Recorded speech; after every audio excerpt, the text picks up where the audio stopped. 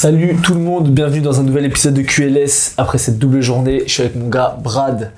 Comment ça va Brad? T'as passé un bon week-end? Oui. Cette fois-ci t'as joué au basket? Je joue au basket. Vous avez gagné? Wouhou. On est à le retour. On est de retour. Ok, vous êtes à 2-4 pour l'instant, restez tranquille.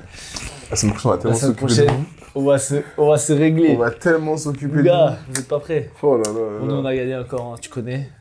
Comme d'hab. T'as fait un bon match? C'est pas la question, gros. C'est un sport collectif. Bah oui, c'est un sport collectif. Mais... Si vous m'avez sur Instagram, n'hésitez pas à me follow sur Instagram, Mosfit. Vous avez vu, j'ai une mixtape de highlights. Aurélie diffuse la Franchement, mixtape. incroyable. Mixtape, je pense que même Kyrie il a pas une mixtape comme ça. Donc voilà. Bref, voilà pour nos week-ends. Hein. On va parler de la dure semaine que nous avons vécue. Avec la double journée, 18 matchs encore. Je t'avoue que Milan-Berlin, j'ai pas regardé. J'avoue, j'ai regardé.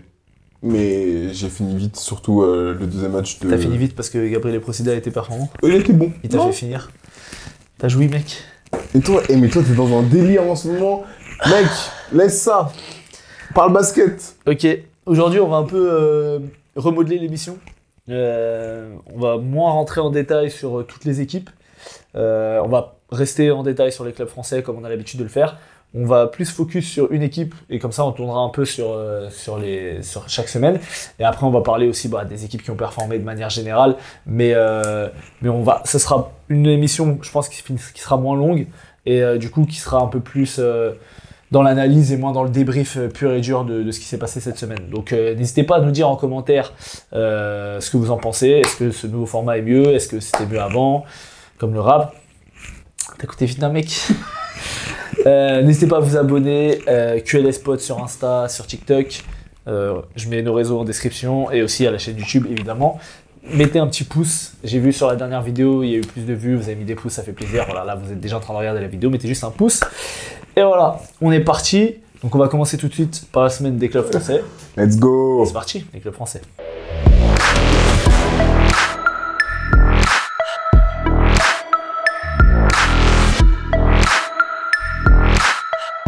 Alors, on va commencer par le Paris Basketball, comme d'habitude. Et franchement, j'ai pris beaucoup de notes au match contre Kaunas. Je mens. Si je prenais des notes, je me faisais insulter par Redouane. On va rembourser des cotisations. Ah ouais, putain, un pressing vraiment. Gros, on peut venir voir des matchs de basket ou il faut qu'on se mette dos au match. Grave. T'arrives, on saute, on peut pas encourager et regarder le match. Nous, pendant 3 minutes, il nous a fait tourner là. On est où là? Bref, Redouane, on t'aime beaucoup, mais quand même, abuse pas, laisse-nous regarder du basket. Bref, Paris Basket, inarrêtable, meilleure équipe d'Euroleague. Quelle semaine. Quelle semaine au pluriel, puisque là, ça fait sur 6 victoires d'affilée. Ils sont dans la bonne dynamique, mais quelle semaine, parce qu'ils avaient Barcelone et ils avaient Kaunas. Ouais. C'est deux gros morceaux. Ouais. Donc sur cette semaine-là, c'était vraiment pas un test, parce qu'ils nous ont montré que depuis quelques semaines, ils étaient ouais, mais quand même, inatteignables. là, c'était... Mais ils avaient un palier à passer. Barça qui était premier avant la double journée. Ouais. Et Kaunas était deuxième, si je dis pas de bêtises, ça. avant la double journée. Et franchement, Paris m'a régalé. On était au match mercredi. Merci à tous ceux qui sont venus nous voir, etc. C'était bien. Personne n'est venu nous voir. Mens. Ah si, il y a des gens Si, les gens sont venus quand même. mais ça. c'est mes étudiants, ça compte pas. Et c'est des gens qu'on connaît sinon. Mais blague à part, Paris a fait une super semaine. Paris a fait une super semaine dans la dynamique avec un leader. Moi, j'ai plus les mots par rapport à TJ Short. Je sais plus quoi dire. Moi, je pense que s'il a pas de tir à 3 points, il pourra pas exister en Euroleague. C'est terrible. Hein. Franchement, on avait dit ça, non? C'est toi qui as dit ça? C'est toi qui as dit ça. Ouais. Je me posais la question, j'avais pas été aussi frontal. Je me posais la question en disant, est-ce qu'il est capable de pouvoir dominer en Euroleague sans tirer à 3 points de par son physique? Après, il a 3 sur 4 sur la semaine à 3 points. Il a 3 sur 4, mais en fait, je me rends compte que même quand il tire pas, il est dangereux malgré tout. Il trouve toujours l'espace. Je sais pas, à un moment, il a mis un cross à Birouti, je crois. Il a touché le sol là. Non. Franchement, TJ Short, le niveau stratosphérique qu'il a, il emmène Paris avec lui. Contre Kaunas, on l'a vu, hein, on va pas se mentir, Paris a dominé de la tête et des épaules ce match-là. C'est un match sans trop de suspense, vraiment, j'ai trouvé, parce qu'en fait, Paris, même s'il n'y a pas eu un écart de fou, Paris a toujours été devant, Paris a maîtrisé son sujet. Kaunas n'a pas trouvé de solution, ils n'ont pas eu d'adresse en plus extérieure. Ils n'ont rien mis, ils sont à 4-23 à 3 points. Ah, mais après, c'est une équipe, on sait, qui ne met pas dedans à 3 points, et en plus, En plus, comment dire, en plus à l'extérieur, c'est encore plus difficile pour eux. Ouais, Donc là, vraiment, c'était compliqué. Ils ont pas existé. Mais Paris fait un match très très sérieux avec Colin Malcolm aussi qui sort du banc, qui fait 17 points. Comment s'appelle, Kevarius Hayes qui met 10 points, 9 rebonds, donc il fait aussi un gros match. Tyson Ward aussi qui a apporté un peu dans tous les registres de jeu et notamment défensivement. Nadir Hiffi, qu'est-ce que tu as pensé du match de Nadir Hiffi? Je trouve qu'il fait un bon match. Il n'a pas spécialement trouvé d'adresse à 3 points. Après, on l'a pas beaucoup vu non plus, en tout cas sur le match contre Kaunas. Il fait un gros match contre Barça. Il est mieux. 15 points. Mais contre Kaunas, on l'a peu vu. Je crois qu'il joue un quart d'heure, non 16 minutes, ouais, c'est ça, 16 minutes. Donc on l'a peu vu. Mais quand il était sur le terrain, je l'ai trouvé plutôt bon, plutôt efficace, plutôt agressif. Il va prendre quelques lancers francs.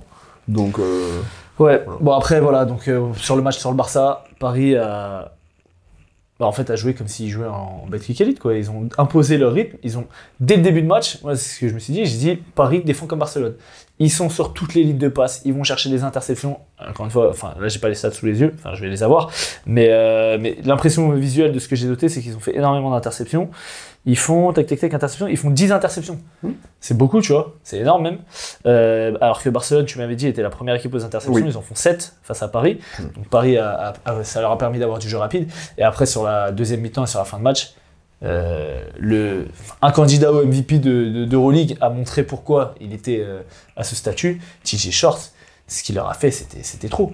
C'était trop. Et pourtant le Barça avait effacé, parce qu'ils avaient pris jusqu'à 15 points d'avance Paris, et Barça avait effacé ça, et moi je m'inquiétais un peu, je me disais là ça va être compliqué, et je suis d'accord avec toi, hein, quand tu arrives sur la fin de match, à partir du 3e, 4e quart-temps, la deuxième mi-temps, il est trop fort, il est trop fort, il délivre, et en fait il est aussi fort en attaque, tant sur la création de son propre tir, que sur distribuer le jeu pour ses coéquipiers.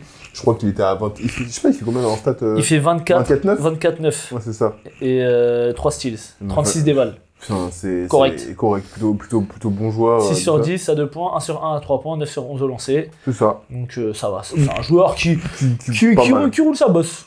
En fait, ils font un dernier run, Paris, parce qu'à un moment, Barça essaie d'imposer une zone. Ils font un dernier run, ils font 22-10. Ouais, ils finissent bien le match. 22-10, ils menaient 80-77, 22-10, merci, au revoir.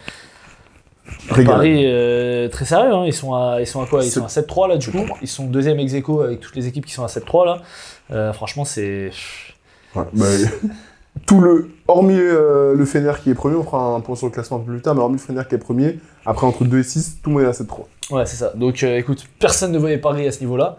J'ai même pas dire à ce classement-là. Mais là, c'est le niveau de jeu. Voilà, le niveau de jeu, le contenu est hyper impressionnant. Défensivement, ils sont super bien en place. C'est une équipe, tu vois, souvent, même moi, j'ai des gens qui m'ont dit « Ouais, Paris, franchement, leur style de jeu, moi, je kiffe, ils jouent bien et tout ça. » Je sais pas ce que tu en penses. Moi, je trouve pas que le basket proposé soit d'une excellente qualité, comme on a pu le voir parfois avec Kaunas ou souvent avec l'Olympiakos, ou tu vois, où il y a beaucoup de mouvements, etc. Sur attaque placée, c'est quand même TJ Shorts, Maudolo et Nadir Hiffi qui font le boulot. D'ailleurs, Maudolo fait son meilleur match de la saison contre le Barça. C'est lui aussi qui fait le run, qui met des gros tirs à 3 points. Donc voilà, ce qui n'était pas trop le cas contre Kaunas. Mais voilà, Paris a un jeu qui est, on va dire, très très très rapide en termes de pace. Je sais pas combien ils sont, mais c'est un jeu je crois qu'ils sont dans le top 3, top 5 de l'Euroleague. Ils courent beaucoup, ils prennent des tirs en première intention, et derrière, bah voilà, ça donne du rebond offensif, ça donne de l'allant pour des joueurs comme TJ Shorts. En transition, tu peux pas l'arrêter, mais à mi-distance, tu peux pas l'arrêter. Et c'est ce que je disais déjà, QLS 2 ou 3, je disais, en fait, ce mec-là, en 1 contre 1, il est inarrêtable. Soit tu l'attends dans la raquette, il va te mettre son pull-up et il est létal sur ça. Soit si tu le colles un petit peu, il va trop vite. Sur le deuxième appui, il va te passer, il va chercher des fautes ou il va mettre des layups. Il a une gamme de finition qui est exceptionnelle. Enfin voilà, on va pas répéter ce qu'on dit toutes les semaines sur TJ Shorts depuis le début de saison. De toute façon, je suis d'accord avec toi. Et sur le style de jeu par rapport à Paris, en fait, je suis d'accord. J'ai pas la sensation que c'est un jeu léché, un jeu avec une académie de jeu. En revanche, j'ai la sensation que chacun connaît son rôle. Chacun est à sa place, il n'y a personne qui s'invente une vie. Je trouve avec un manque de réussite et parfois à contre-temps de Paris, mais En fait, je pense pas que ce soit de sa faute à lui, je pense que là, c'est question de... Il y a 2 mêmes joueurs dans l'équipe. Maudolo et Nadir Effin ne peuvent pas jouer à côté. Ouais, c'est pas les mêmes joueurs. Non, mais je vais t'expliquer pourquoi quand je dis 2 mêmes joueurs, c'est pas dans le style de jeu que je parle. Ouais. Je parle dans le sens où, en fait, il y en a un des deux qui doit avoir les clés de la seconde unit, mais tu peux pas avoir les deux en même temps. Parce que quand t'as Maudolo prend des tirs en step back, en step side, et il joue pour lui, etc. Bah, du coup, Nadir Effin ne peut pas le faire. Et si Nadir Effin le fait et que l'autre le fait, bah, en fait, il n'y a pas de jeu collectif. Oui, bien sûr. Et donc, c'est dans ce sens-là où je te dis qu'il connaît pas son rôle, parce que pour moi, Maudolo est un vrai meneur, et est capable de jouer meneur et de faire jouer les autres, là où Nadir Effin est clairement un poste 2. Il joue pour lui. Il y a d'autres équipes qui ont un peu cette problématique. Kaunas, tu vois, depuis qu'il y a Lonnie Walker, ils ont 2 joueurs avec des profils hyper forts en 1 contre 1. Oui. Bah, pour l'instant, ça clique pas trop, tu vois. Oui. Alors Paris, ils s'en sortent mieux collectivement, en tout cas. Après, Paris, c'est vrai qu'il y a tellement tout le temps des changements que tu arrives à créer une dynamique. Il fait des 5-5. Ouais, il fait au hasard.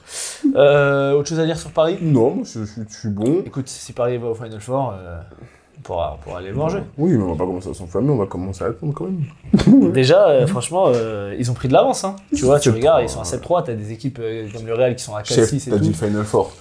Qui fasse les Non, qu'ils playoffs. fassent les playoffs. Voilà, là, oui. J'ai dit, ils prennent de l'avance. Après, une fois que t'es en playoff, Tout peut arriver. peu importe qui tu joues, Oui. Paris, je pense, pour l'instant, ne sera pas favori, à moins qu'ils finissent la saison à 22 victoires.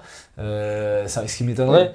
Paris ne sera pas favori face à une équipe du Fener, Qui fasse les playoffs. du Barça, quoi que ce Voilà, soit. Qui fasse les playoffs sans passer par le play-in déjà, s'ils font top 6, ce sera incroyable. Et la semaine prochaine, ils jouent les fesses. Donc, un bon test aussi. À Istanbul. À Istanbul. Franchement, c'est prenable. Large. Bon, c'est bon, j'ai compris. Écoute, on enchaîne sur Monaco. Vas-y, go. Allez, c'est parti pour Monaco. Donc Monaco qui fait une semaine à 1-1 si je ne m'abuse. Ils ont joué l'Étoile Ils ont joué Rouge. l'étoile rouge. Ils se sont fait plier. Voilà. Et ils ont joué Baskonia, ils les ont pliés. En même temps, vu le jeu de Baskonia ces derniers temps, c'est pas très compliqué. Ils ont tapé 86-75. Monaco sur sa semaine, donc 1-1. Je sais pas ce que t'en as pensé. Je les ai trouvés mieux sur le deuxième match, notamment sur la volonté de vouloir se faire des passes. Je les ai trouvés beaucoup plus... moins dans le 1 contre 1 comme on peut avoir, même s'ils ont eu un passage où, de nouveau, ils se sont dit « Allez, c'est bon, on va faire que poser la balle au sol. » Parce que franchement, contre Baskonia, dans le premier quart-temps, c'est vraiment un jeu léché, la balle, elle bouge, ils défendent le plomb. Preuve, il y avait 24-7 dans le premier quart-temps. Et après, ils sont retombés dans leur travers sur la deuxième mi-temps. Où, Il y a un moment, ils se mangent un run. Ouais. Et bon, en vrai, il n'y a pas eu de match. En vrai, contre Baskonia, il n'y a pas eu de match. Il n'y a pas eu de Ils ont match. fait un tel écart dès le début. Oui. Ils se sont fait un peu peur. Parce Après, que, ils ont comme fini. d'habitude, en fait, ils vont pas jusqu'au bout Non, des parce choses. que d'habitude, des fois, c'est plus serré. Là, ils ont fait le boulot tôt. Donc, on va dire que c'est plus normal, je mets des guillemets, qui se permettent de faire un peu des conneries. Là où, quand le match est serré, comme on l'a vu contre le Partizan les semaines précédentes ou contre Kaunas et tout, tu peux pas te permettre de faire des conneries parce que sinon tu perds. C'est passé contre le Partizan, c'est pas passé contre Kaunas. Là, ils mettent un run dès le début de match et ils ont plus de 20 points d'avance dans le deuxième quart-temps. Donc voilà, Baskonia, de toute façon, est dramatique. Voilà, mais ça, on en reviendra après. Et face à l'Étoile Rouge, à mon sens, même s'il y a eu des bonnes choses, notamment Peter Corneli qui rentre, qui a fait des très bonnes choses, je trouve. Vito Brown et Peter Corneli commencent à trouver leur place. Mais juste, il y avait une équipe qui était meilleure. Il y avait une équipe qui était meilleure parce qu'ils se sont fait détruire par l'axe 1-5. L'axe Mike Tobé. Là, pour le coup, c'est Milos Teodosic, Petrousev. Ouais. Petrousev a l'air d'être un bon joueur de basket. Cody Miller McIntyre aussi. Oui, aussi. Mais Petrousev, ça fait quelques semaines là, depuis qu'il arrive à l'Étoile Rouge, hormis le premier match. Il est trop fort. Il est trop fort. Trop fort. On le savait déjà, mais il est trop fort. J'avais dit, hein, que tu passes de Mitrovic à Petrousev, tu vois la différence. Il a faut mouiller la nuque, hein. Donc ils se mangent un run par eux, parce que pourtant ils sont dans le match, hein, mais ils se mangent un run et ils vont jamais réussir à revenir. Et sur la fin de match, Monaco est retombé dans ses travers, comme d'habitude. Voilà. Petite mention spéciale pour Squeak, qui a encore mis étoile rouge, la bête noire des clubs français après le match contre Monaco. Donc vraiment super. T'as envie de regarder le replay, quoi. Moi, je vois pas, parce qu'en fait, quand je me connecte, tu vas direct sur la page je descends, je fais replay. Moi, faut que je fasse ça. Mais... je descends replay, donc je vois même pas ce qu'il y a écrit. Enfin bref, voilà Monaco, qu'est-ce qu'on peut dire de plus que ce qu'on a dit? Voilà, ils prennent une victoire sur les 2 matchs. Pas convaincu, pas convaincant. Individuellement, il y a quand même des joueurs qui performent.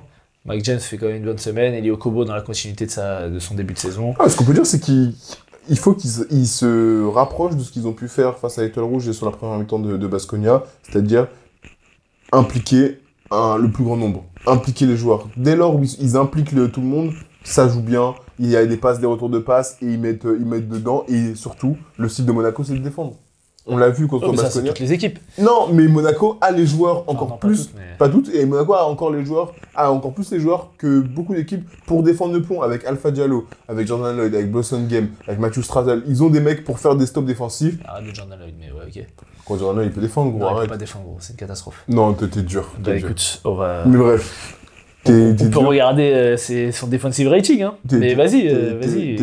Oui, non, je suis d'accord avec toi. Ils ont des joueurs. Ils ont les joueurs pour faire des stops dans la raquette quand t'as Papayani. Quand t'as Mams. Hein. Quand t'as Mams Jaïté. Je suis bien, je suis en train de casser C'est ça tu fais? mon matériel, tout va très bien, c'est bon. Super. Quand t'as Mams Jaïté dans la raquette, etc., ils peuvent mettre un 5 défensif. Et quand ils le font, ça fonctionne plutôt bien, mais il faut qu'ils aient cette volonté de se partager la base, ce qui n'est pas le cas. Ah oui, mais ça, il faudrait que le coach mette ça en place, quoi. C'est pas. C'est un autre sujet.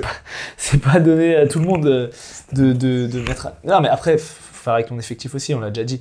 C'est vrai que quand t'as des joueurs aussi forts à 1 contre 1, faut que tu leur donnes des isolations. Mais le problème, c'est qu'on l'a vu contre justement contre l'Étoile Rouge. À la fin, les tirs ne rentrent plus. Bah oui. Parce que c'est bien défendu et que du coup, ça rentre plus. La semaine prochaine, Monaco joue l'Asvel.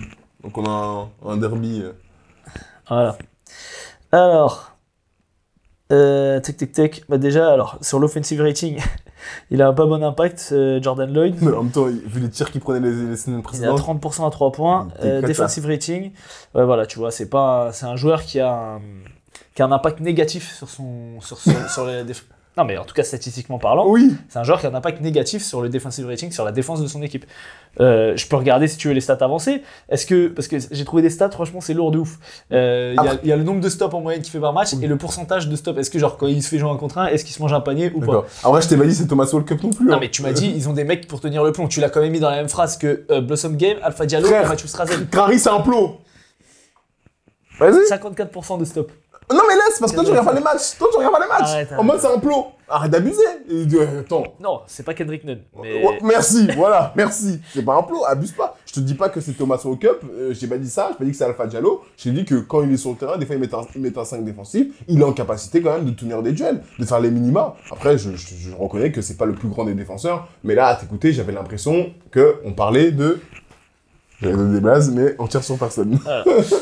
Ok, c'est bon pour Monaco. C'est bon pour Monaco. On va en parler plus que ça. Allons sur l'Asvel. Allons sur l'Asvel. L'Asvel. Là, il y a des choses à dire. L'Asvel qui nous fait plaisir, hein, franchement. Ils font 1-1 sur la semaine. Ouais, ils font 1, mais dans nos cœurs, ils font 2-0. Et on n'est pas supporters spécialement de l'Asvel. Vraiment. Hein. Le match qu'ils font contre l'Olympiakos, ils doivent, déjà pour moi, ils méritent de le gagner. Sachant qu'ils jouent sans Nil Sako. Mais il joue avec un MVP en fait, donc c'est pas besoin de Nil Sako. Il joue avec un MVP, mec. Je crois qu'il a regardé QLS. Parce que déjà, il a pas aimé ce que. Il a pas aimé. Mis dans les flammes. Voilà, il a pas aimé. Il a semaine kiffé.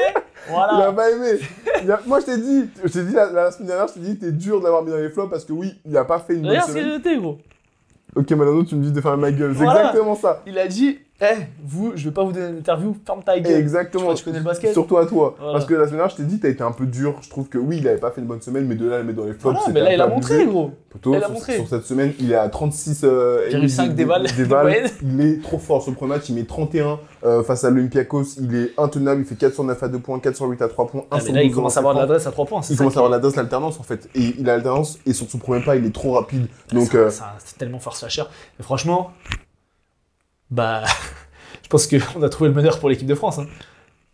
Ah, parce qu'on avait des doutes. On cherchait, on disait là il a pas fait les JO. Oui, mais après il sortait de saison compliquée, tu vois. Je dis pas qu'il aurait dû faire les JO, mais ce que je veux dire c'est que quand t'as un Théo Malédon à ce niveau-là, en fait t'as plus le trou que tu disais la porte elle est ouverte. Nolan Traoré, tu vas aller t'asseoir sur le banc gentiment. On va voir. Attends, poteau. La concurrence. Gros, il est top 5 MVP Euroleague. Mais pour l'instant, Nolan Traoré, c'est encore un peut-être qu'il sera plus fort. C'est ça, on va. Mais pour l'instant.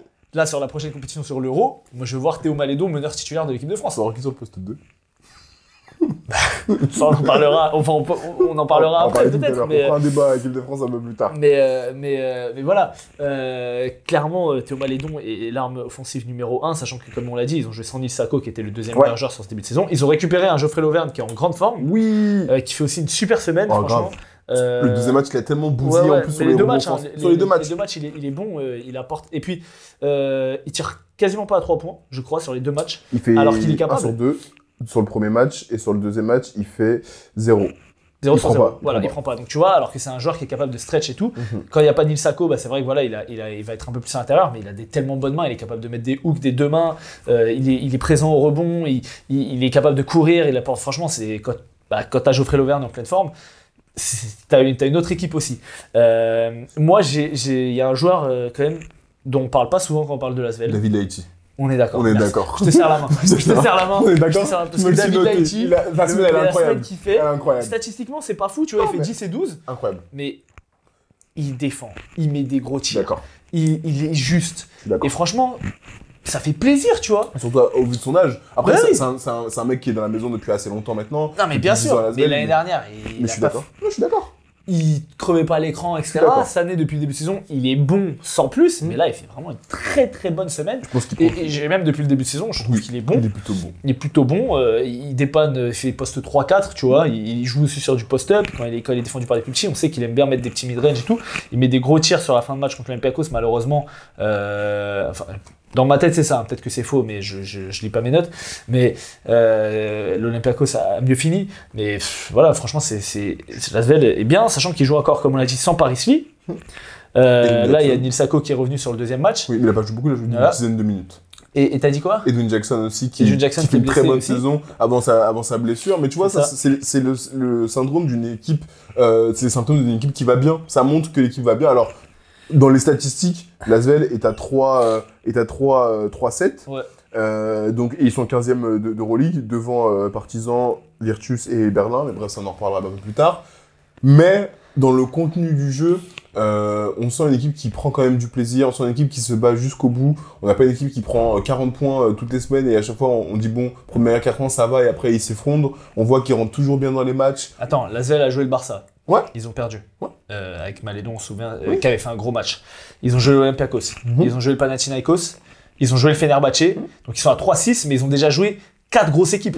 Tu vois, quand ils vont jouer. Alors, Berlin. ils ont joué déjà Berlin, je crois. Ah oui, Berlin, ils ont joué, je crois. Ils ont perdu contre Berlin. Ils ont joué le Partizan, tout ça, c'est bon. Ouais, voilà, enfin, il y a encore des matchs à Bologne. prendre. Bologne, tu vois, Bologne, ils l'ont pris d'ailleurs. Donc 3-6, en ayant joué toutes les équipes 3-7. que j'ai citées, 3-7, je pense que voilà, il y a une marge de progression. Ah, Shaquille Harrison fait un énorme match contre l'Olympiakos. Lui aussi, il commence à trouver sa place. Alors, Admiral Schofield est un peu mis sur le côté. c'est bon, Ils ont signé André Robertson qui. Enfin, En fait, il vient, il joue vraiment comme un poste 4. Il prend des rebonds. Alors, il a envoyé un airball de fou furieux et après, il a mis un bricasse tir à aussi. 3 points aussi. Donc, j'ai dit, Bricasse bon. aussi. Parce que moi, je me souviens de André Robertson. J'étais étonné parce que quand il a signé, j'ai vu ses stats, sur le début de saison, il était à 40% à 3 points. Alors que ici, je me souviens, c'était putain, il pouvait pas mettre un Faut tir, pas quoi. tirer. C'était abusé. Il envoyait des sauciflards. C'est Donc voilà. un G, mais pas du tout. Voilà, c'est ça. Mais voilà, là, dans ce rôle-là, c'est très bien. Il a un bon impact au rebond. Mais Shaquille Harrison, je l'ai dit, et sur même- le drive, il a fait beaucoup de bien. Surtout Et son premier match, défensivement, ouais. Défensivement, ouais. défensivement, il a un impact de fou. On l'a dit, tu parlais tout à l'heure du line-up défensif.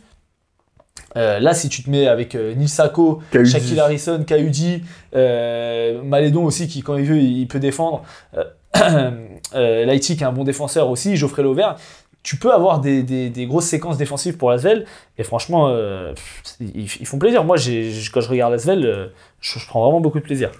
André Robertson, tu vois, t'en parlais, il fait 6-6 sur le match contre l'Étoile Rouge, là, qui gagne. Il fait 6 points, 6 rebonds, 4 contre. Ouais. 4 contre. Il était partout. Donc, non, franchement, je confirme tout ce que tu dis, je suis d'accord avec toi. Sur le match de l'Asvel, sur la semaine de l'Asvel, je prends beaucoup de plaisir aussi à les regarder. Et j'espère que ça va continuer. Donc, comme on disait, hein, l'objectif, c'est qu'ils se rapprochent du play-in. Faut qu'ils visent, alors, ils seront peut-être pas dedans, mais qu'ils visent en tout cas ceux-là. Voilà. Merci à Milos Teodosic pour le tir de terroriste qui prend contre l'Asvel sur la dernière possession. Merci Milos. Voilà pour les clubs français. Yes. Ok, on passe sur les délires. On passe sur le weekly review, mais on va un peu remanier. On n'a pas trouvé de blaze encore. Allez, c'est parti pour le weekly review. Donc sur le weekly review, on va aller un petit peu plus vite que ce qu'on a l'habitude de faire. On va parler déjà des clubs qui ont fait 2-0. Il y a 4 clubs qui ont fait 2-0, dont le Paris Basketball. Donc ça, on va pas en parler du Paris Basketball.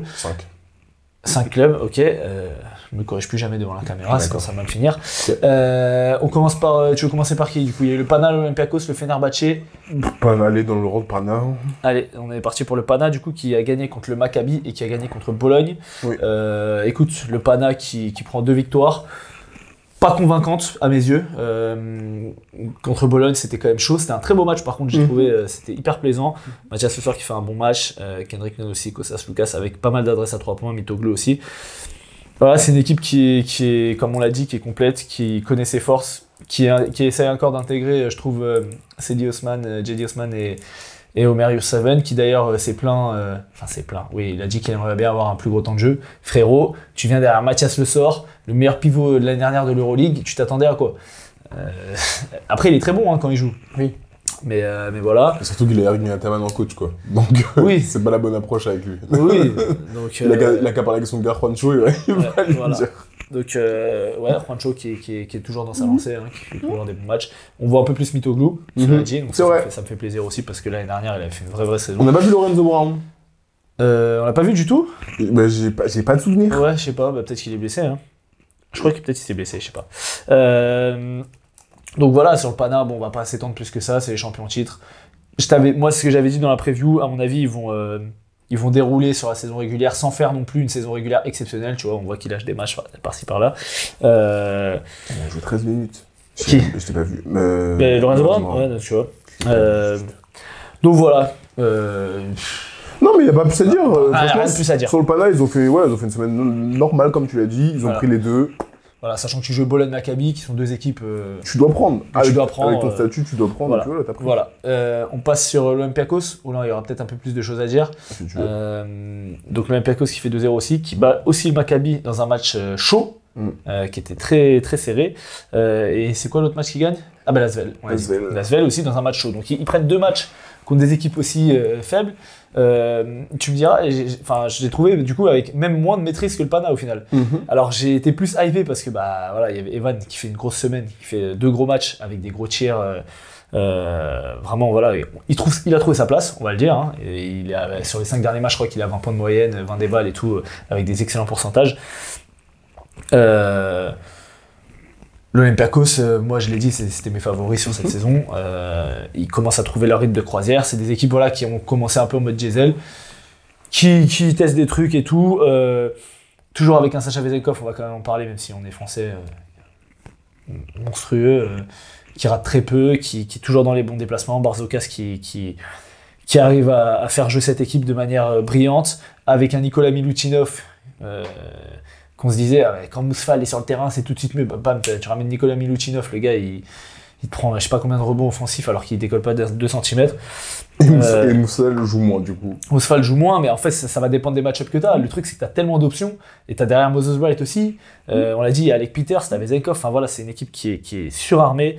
Voilà, qu'est-ce que tu as quelques mots à dire sur l'Olympiakos ? L'Olympiakos, pas beaucoup plus. Ils ont fait une semaine, comme tu l'as dit, avec des matchs accrochés. Parfois même, ils étaient un peu en mode traînard. Mais la finalité, comme on dit, et ce que dit Jacques Monclar très souvent, la stat la plus importante, c'est la victoire. Et pour le coup, je suis d'accord avec ça. Parce Jacques que... Monclar ? Avec Jacques Monclar, oui. Ok. C'est bien. Tu sais qu'il y avait Georges Eddy à notre match ? Ah ouais ? Parce que je crois qu'il joue en ancien au Vésiné. Enfin, il joue en ancien. Je sais pas s'il joue encore, parce qu'il a 65 piges, le poteau, mais il est venu voir notre match. Du coup, il a dû se dire, putain, il est pas mal ce mec. Le numéro 4, qui prend les fautes techniques. C'est ça, il a dit. Ça doit être ça. Et donc, voilà, c'est des matchs, comme on l'a dit par rapport au Pana. Mais pour notre équipe grecque, c'est exactement la même chose. Ils doivent prendre ces matchs-là. Et tous les matchs, au vu de leur statut et de leurs ambitions, ils doivent pas en laisser en route. Et quand tu joues Maccabi et Lasvel, qui sont des équipes accrocheuses, tu dois le prendre. Et c'est ce qu'ils ont fait. Donc franchement, pas plus d'éléments à dire là-dessus. Evan Fournier, j'en parle pas trop. J'en parlerai plus tard. D'accord. Juste, je vais te sortir les stats sur du coup les 5 dernières journées d'Evan Fournier. Il est à 18 points de moyenne, 3 rebonds, 2 passes, 58% au tir, 42% à 3 points, donc des journées 6 à 10 sur les 5 dernières journées. Non, c'est un bon joueur. C'est au-delà même de ce qu'on attendait, et là sur la saison il a 14 points, je crois, quelque chose comme ça, mais c'est au-delà de ce qu'on attendait, donc franchement ça fait plaisir. J'en parlerai plus tard. De faire fermer des bouches à tous ceux qui disaient qu'il était finito. T'inquiète pas. Toi le premier. Je n'ai jamais dit ça. Ok, ensuite, le Fener. J'ai juste 3 mots à dire. Nigel Ace Davis. Voilà, c'est tout. Voilà. J'ai pas besoin de dire plus. Ce joueur est trop fort. S'il est trop fort, il remplit toutes les cases. Il sait tout faire. Du post-up, du tir à 3 points, de la percussion, il prend des rebonds. C'est pas du tout un plot en défense. En même temps, il est capable de distribuer pour les autres. Il est trop fort. Il est beaucoup trop fort. Ce Fener fait 2-0 encore une fois sur cette semaine. Je sais pas qu'est-ce que je peux dire de plus sur cette équipe, parce que quand t'as Nigel Davis à ce niveau-là, et en plus de ça, t'as, comment ça s'appelle ? T'as Bonzi Colson qui pourrait aussi remplir des cases, mais sauf que l'autre est tellement fort devant que t'en as pas besoin. Ils ont joué le Bayern, et Bayern qui est une bonne équipe en ce moment, et ils jouent aussi sur la deuxième journée, ils jouent Kaunas, et face à Kaunas, au moment où Kaunas tente de faire un run sur le deuxième match, on se dit ah peut-être, ils reviennent, Nigel Davis sort de sa boîte, et comme d'habitude, il vient planter des tirs qui font mal à la tête. En fait, c'est surtout, il a une grosse adresse à 3 points. C'est ça. Alors là, lui, pareil, sur les 5 derniers matchs, il a 22,5 points de moyenne, 6,6 rebonds, 57% au tir, 43% à 3 points, 94% au lancer franc. C'est ridicule. Et c'est en Euroleague, hein. C'est pas les stats NBA. Non, franchement, c'est incroyable. C'est ridicule. Sur la saison, pareil, je peux te donner le pourcentage, il a 47% à 3 points sur la saison. C'est ridicule. C'est un poste 3-4, hein, et qui est capable, qui a un bon dribble, qui a du post-up. Non, franchement, il est vraiment fort. Je me posais la question parce que je sais pas si tu as vu la sortie qu'il a fait où il disait que, parce qu'il a fait le camp de Team USA là, cet été, il disait ouais, j'ai retrouvé la joie du basket en mode sur le banc, on peut faire des mini-rocks. Enfin bref, il a pas dit ça, tu vois, mais qu'en gros. Quand tu joues sur le banc en Europe, c'est très sérieux. Bon, surtout quand tu joues pour Jasikevičius, qu'apparemment il a eu à Kaunas, qu'il a eu à Barça, et donc là il est au Fener aussi. Donc bon, c'est sûr que c'est pas la même ambiance, tu vois. Mais je me dis, un joueur de ce niveau-là, est-ce qu'il peut pas être intéressé des équipes NBA, tu vois? Le mec est vraiment fort. Hein. C'est tout faire. Bah après, tu sais, c'est un peu comme Gershon dans le rôle qu'il avait au Real. Bah, pour moi, il fait une meilleure saison que Gershon l'année dernière. Oui, mais non, mais je suis d'accord. Mais c'est dans le sens, bah ouais, pourquoi pas en fin de saison ou même en milieu de saison dire bah ouais, mais nous ça c'est un profil qui peut nous intéresser. Après, on sait très bien que la NBA c'est oui les joueurs de qualité, mais après c'est aussi le rôle que tu lui dessines. Oui, c'est ça. C'est surtout ça. C'est-à-dire que si t'as Nigel Davis, et moi ça va me saouler. Si c'est pour qu'il soit dans le corner à 3 points, qu'il tire et défend sur des mecs, ça va me saouler. C'est sûr. Je veux pas le voir je veux pas le voir faire ça. Mais tu vois, tu mets un Nigel Davis à la place d'un Harrison Barnes au Spurs, il fait pas tâche. Hein. Ah bah non, il fait pas tâche. Oui, mais bon. Donc voilà pour le Fener. Le Fener qui a pas mal de blessés. Donc Wade Baldwin qui est blessé. Tariq Beberovic qui s'est fait la cheville. Ouais. Devon Hall qui doit faire opérer du poignet, je crois. Donc des joueurs quand même importants. Malgré tout, ils sont premiers d'Euroleague. Comme tu l'as dit, pour conclure, 3 mots. Nigel Davis, franchement, regardez ce joueur, il est magnifique. Et puis vraiment même dans l'élégance, le jeu, tu vois, le footwork, il a tout. Franchement, c'est un régal de voir ce joueur jouer. C'est qui l'autre équipe qui a fait 2-0 ? Les Fesses. La WFS. Qu'est-ce que tu as pensé, qu'est-ce que tu as à dire sur la WFS ? Franchement, mention spéciale, parce que c'est pas une équipe qu'on attend forcément à ce niveau-là. Ils sont à l'heure actuelle, ils sont dans le top 8, ils sont à 6-4, sachant qu'ils n'ont pas leur meilleur joueur, Shane Larkin qui est blessé. Et pourtant, ils ont pris ces 2 matchs, ils prennent le premier face à Baskonia. Bon, Baskonia, ça y est, on n'en parle pas trop, mais ils battent surtout le Real. Le Real qui est une équipe... On n'en parle pas trop non plus. Parce que c'est une équipe claquée, ils sont à leur niveau. Donc non, franchement, belle semaine de l'OFS, belle semaine de Vincent Poirier, parce que on rigolait en début de saison en disant mais il est parti du Real pour là, c'est bon, être backup, on dirait c'est bon, c'est terminé. Les petits ont compris comment s'en servir, et là franchement il fait des dégâts, même défensivement après il apporte, on sait quel... Et je crois contre le Real, il avait à cœur de faire un gros match, et il fait un gros début de match. Les Fesses déroulent après, enfin énormément d'avance, 27 points d'avance face au Real, le Real qui se rapproche. Mais voilà, il fait un gros match. Grosse semaine de Rodrigo Boa aussi, notamment sur le premier match. Il rentre, il met 4-3 points directs, je crois. Et il ne loupe pas. Hein? Il ne loupe pas. Ah ouais, et puis des tirs difficiles. Moi, je veux surtout... On en a déjà parlé, on en parle beaucoup quand on parle de l'EFS, parce qu'on sait qu'il remplit toutes les cases, et on n'arrête pas de le dire. Elijah Bryant. Elijah Bryant, c'est trop. C'est trop. C'est trop d'avoir un joueur qui...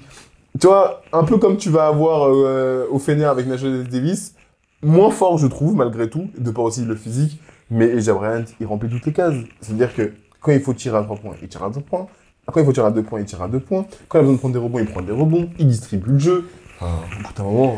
13 points, 4,6 rebonds, 3,6 passes, 49% à 2 points, 34% à 3 points, 92% au lancer. Il joue 24 minutes. Franchement, à l'absence de Shane Larkin. Et il est toujours propre. Il est toujours propre défensivement, il est solide. T'as l'impression qu'il est jamais sous pression. En fait. C'est ça. Le mec, il est toujours tranquille, il tient son dribble et tout. Tu viens le bumper, boum, il t'envoie un counter, mais sans pression. T'as jamais l'impression que ce mec-là, il sprint en fait. À l'inverse de Shane Larkin, justement. Donc, non, écoute, bravo à les fesses. Oui. Je ne m'enflamme pas plus que ça. Du tout. Mais écoute, ils sont 2-0, évite de me faire du pied. C'est déjà très bien pour eux, bravo à eux. Ouais. Voilà, on a expédié les équipes à 2-0. On parle vite fait d'une équipe à 1-1. Il n'y en a qu'une dont on va parler, puisque Paris fait 2-0, on l'a dit. Monaco et l'Asvel font 1-1, on en a déjà parlé. Berlin fait 1-1. On ne va pas en parler. Bien vu, Gabriele Procida, tu fais un énorme match face à Milan, mais c'est face à Milan, ça compte pas. Mais Real Milan, ils ont battu des équipes. Hein. Oui, ils ont battu qui? Mais ils ont pas battu le Real. Oui, qui ne bat pas le Real? Ah, c'est vrai, c'est ma faute. Très bien, très belle transition. Le Real, un partout cette semaine, tu veux en parler? Moi, j'ai pas envie d'en parler. Moi, le Real, je peux plus. Non, Gatos Mato, je refuse. Il gagne qui, là? C'est pas... je sais plus, je vais te dire ça tout de suite. Ils perdent contre les fesses. Ouais, et il gagne Bologne, non? Oh, peut-être. Il gagne Milan? Peut-être. Je sais plus. Je sais plus, il gagne qui? Même les yeux, ils refusent de voir le Real. Je sais même plus où ils sont. Ils battent Bologne. Ouais, ils battent Bologne. 98-86. Et c'était chaud, hein? Oui, ils ont failli perdre. Franchement, ils étaient pas sereins. J'ai plus rien à dire sur le Real. Tant que tu contre les fesses, ils sont à la rue. Hein. Il y a 40-13 dans le deuxième quart-temps. Ils sont à 25 points marqués à la mi-temps. Mais il y a les Zonia qui se réveillent, Campazzo. Mais voilà, là, en fait, tu sais, moi, ce que j'ai noté sur le Real, je regarde pas mes notes, mais je m'en souviens, c'est il n'y a plus d'envie. Parce que les mecs, ils se font taffer sur quoi? Du repli défensif, des pertes de balles à la con parce qu'ils prennent des tirs de merde, et du rebond défensif. Donc en fait, c'est typique d'une équipe où il n'y a plus d'envie. Ah, je prends un tir, ah, vas-y, je baisse la tête au lieu de replier en défense. Et franchement, que ce soit Bologne ou que ce soit les fesses, ils ont joué que sur du jeu rapide et ça leur a permis de scorer facilement, très facilement face au Real, qui a quand même une équipe normalement qui a une assise défensive avec un 5 là pour le coup qui défensivement est censé être fort. Alors certes, il manque Zanoussa, mais je suis désolé, t'es le Real de Madrid. Il te manque Andrés Félix, ok. T'as quand même un effectif qui te permet et qui doit te permettre, quand tu vois ce que les fesses fait, quand tu vois ce que le Paris Basket fait, quand tu vois ce que d'autres équipes sont capables de faire, Kaunas fait avec des effectifs moins ronflants, je suis désolé. Et Chus Matteo, j'entends pas de rumeurs comme quoi il question de le c'est pour ça, je parle plus du Real tant que Chus Matteo, il est encore dans cet effectif, ça y est. N'en parle plus alors. Voilà. C'est tout sur les équipes à 1? Il reste le Bayern, mais ça on en parlera après. Ouais. Du coup, on va expédier un peu les équipes à 0-2. On va pas parler de vous, faut pas être bête, mais juste pour dire. Moi, je veux juste il y a une équipe dont j'ai des trucs à dire quand même, le Maccabi. Le Maccabi Tel Aviv. Je trouve que c'est une équipe qui reste très digne, qui propose du beau jeu. Odette Katash, franchement, c'est un top coach, moi je trouve. L'année dernière, déjà, on l'a vu sur la série face au Pana. Et face à Monaco il y a 2 ans. Mais là, franchement, je trouve qu'il bricole. Lui aussi, il a beaucoup de blessés, il a des joueurs qui partent et tout. Et l'équipe joue toujours bien. Là, il y a eu le retour de Tamir Vlad, donc ça fait aussi beaucoup de bien. Ils sont toujours dans les matchs. Tout le monde apporte. Jalen Horn. Et là, ils ont joué sans raser le Rivero sur la semaine. Donc ça leur fait mal aussi parce que c'est leur pivot titulaire qui faisait une excellente saison. Mais Roman Sorkin s'en est très bien sorti. Roman Sorkin s'en est très bien sorti. Il fait un gros match dans son registre, l'agressivité du tir extérieur. Voilà. Tu l'as dit, tu as Levi Randolph que tu aimes beaucoup, qui apporte.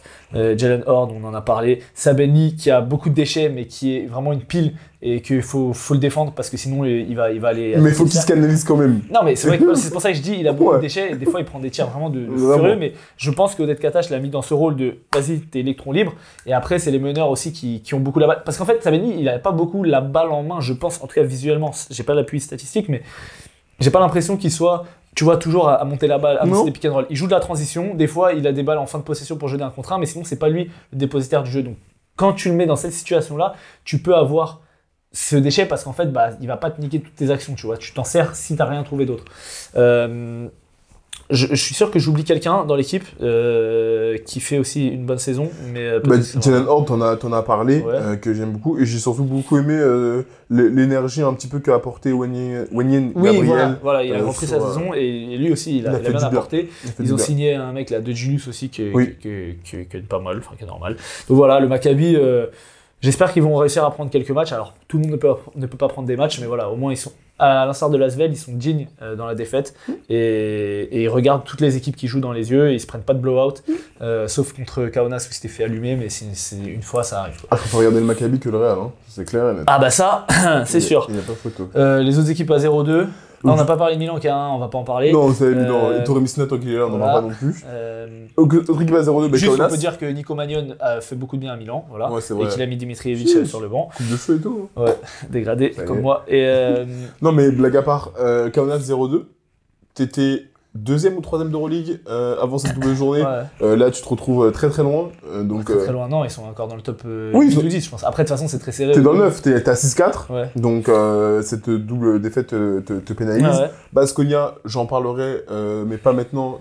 Un peu plus tard dans la vidéo. Juste pour Kaunas, rapidement, donc depuis que Lonnie Walker est arrivé, ils n'ont pas gagné. Non. Ils ont perdu contre le Bayern la semaine dernière, je crois, et là ils perdent les 2 matchs cette semaine.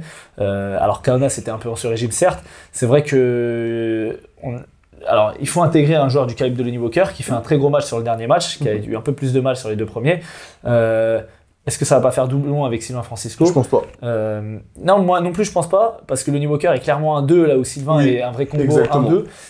Lonnie Walker est là pour scorer et pas là pour faire des passes. Mais le problème c'est que Lonnie Walker, j'ai pas envie de dire qu'il est moins fort que Giedraitis, mais Giedraitis, le début de saison qu'il te faisait défensivement et dans la gestion et dans la création, bah en fait là maintenant il joue beaucoup moins et je suis pas sûr que ça soit bénéfique pour les Zalgiris. Après c'est un no-fit, hein. Je pense que ça va quand il va rentrer dans le truc, ça va aller mieux. Brady Manek qui revient aussi et qui est pas bon du tout. Je crois qu'il a une éval à -9, un truc comme ça. Franchement, les mecs qui font des évals négatifs, c'est vraiment des merdes. J'ai fait -5 d'éval hier. Et donc voilà, pour Kaunas, très rapidement, c'était une équipe qu'on a adoré jouer. J'ai pas retrouvé ce jeu justement de recherche de mismatch. Alors quand t'as Lonnie Walker sur le terrain, il joue un peu plus pour lui, pour essayer de jouer du 1 contre 1. Quand il y avait que Sylvain, ça allait. Là, je trouve que c'était un peu moins bien. Et quand t'as plus en plus l'assise défensive, bah du coup, c'est pas bon. Et que t'as pas d'adresse. On sait très bien que c'est une équipe qui n'a pas d'adresse. Contre Paris, ils font 15-23. Contre le Real, ils font 5-20. Ouais, voilà. Sujet réglé. Hein. C'est ça. Sachant que le Real, il joue à l'extérieur en plus. À l'extérieur, ils mettent encore moins dedans, quoi. Paris aussi, c'était abusé. Voilà. Il y a d'autres équipes dont on n'a pas parlé. Il reste Bologne qui est à 0-2 aussi. Bologne, c'est assez. Sortez Isaac Cordigné de là parce que vraiment, franchement. Pitié, là, c'est très très compliqué. Et il y a le Partizan et Baskonia, mais j'en parlerai un peu plus tard. Ouais, bah ça, on va pas en parler. Ok. Alors, on va rentrer dans le. Je sais pas, j'ai pas trouvé de blaze encore pour cette rubrique. On va appeler ça. Pour aujourd'hui, on va appeler ça la rubrique QLS. Et on trouvera un nom pour la semaine prochaine. Donc la rubrique QLS, en gros, on va se focaliser un peu sur une équipe, sur ce qui fait sa force ou ses faiblesses, s'il y a des problèmes, du positif, etc. Et aujourd'hui, on va parler du Bayern de Munich. C'est parti pour la rubrique QLS. Alors, la rubrique QLS, aujourd'hui, on va se focaliser sur le Bayern de Munich, qui est 6e, entre guillemets. C'est vraiment un ancien. Le Bayern de Munich.